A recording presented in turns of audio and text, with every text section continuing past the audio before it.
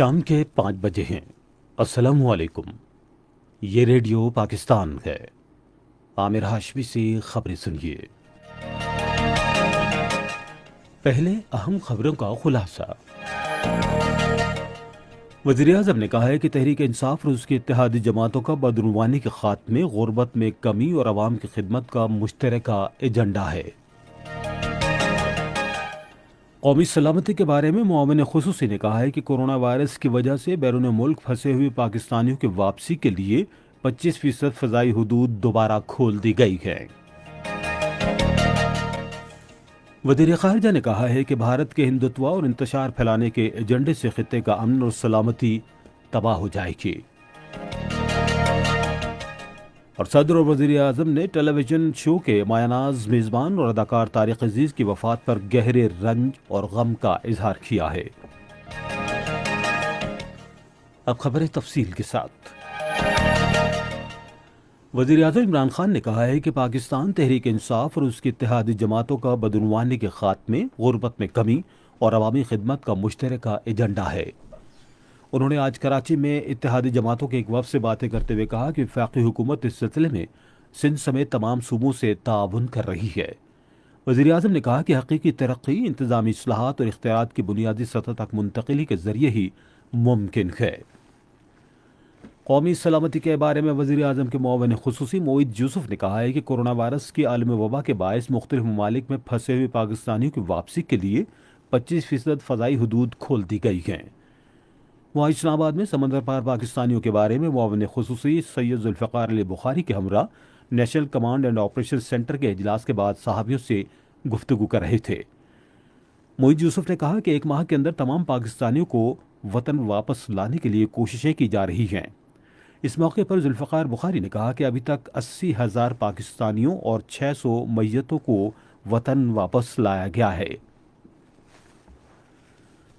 ڈاکٹروں اور طبی عملے کے لیے حفاظتی سامان کی 8ویں کھیپ 4 صوبوں کے تمام اسپتالوں کو بھجوا دی گئی ہے۔ قدرتی آفات سے نمٹنے کے ادارے کے ترجمان کے مطابق سامان کی کھیپ میں میڈیکل اور مختلف اقسام کی 3 لاکھ سے زائد فیس ماسک، 50,700 حفاظتی لباس، 1.5 لاکھ سرجیکل گاؤنز، 15,000 حفاظتی ٹوپیاں، 30,000 جوتوں کے کورز اور 65,000 چشمے شامل ہیں۔ غربت کے خاتمے اور سماجی تحفظ کے بارے میں وزیر اعظم کے معاون خصوصی ڈاکٹر ثانیہ نشتر نے کہا ہے کہ احساس پروگرام سے مستفید ہونے والے افراد کی تعداد 1,20,00,000 سے بڑھ کر 1,61,60,000 ہو گئی ہے۔ آج متعدد ٹویٹس میں انہوں نے کہا کہ احساس ایمرجنسی کیش پروگرام کا درجہ 2 اور 3 صوبائی کوٹا پر مبنی ہے۔ قومی اسمبلی میں آئندہ مالی سال کے بجٹ پر بحث آج بھی جاری ہے۔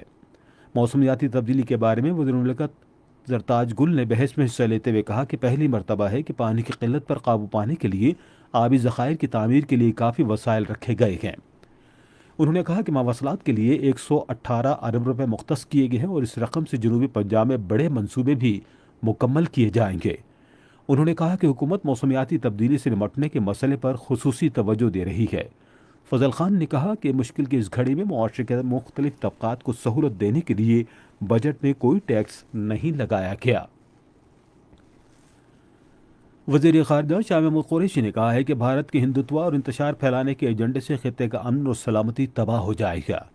آج ایک بیان میں انہوں نے کہا کہ چین نے بھارت کے ساتھ سرحدی تنازع کو پرامن طریقے سے حل کرنے کی حد الوسع کوشش کی، تاہم بھارت نے چین کے تحفظات مسترد کرتے ہوئے متنازع علاقے میں تعمیر جاری رکھی۔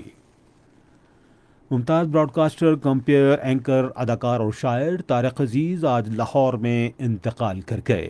ان کی عمر 84 برس تھی۔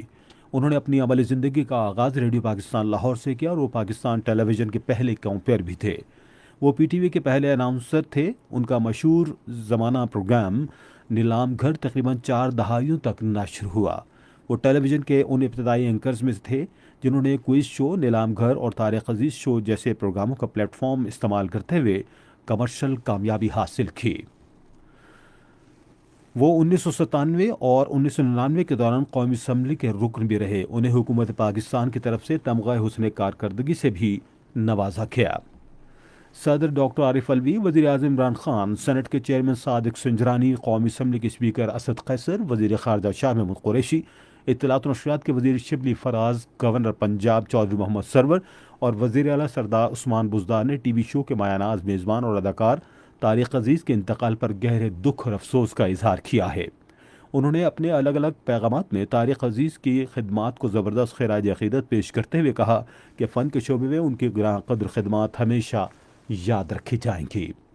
اسی کے ساتھ خبریں ختم ہوئی۔ مزید خبروں اور تجزیوں کے لیے ہماری ویب سائٹ پر radio.gov.pk اور فیس بک کے link radio Pakistan news official پر براہ راست ویڈیو اسٹریمنگ بھی ملاحظہ کیجیے۔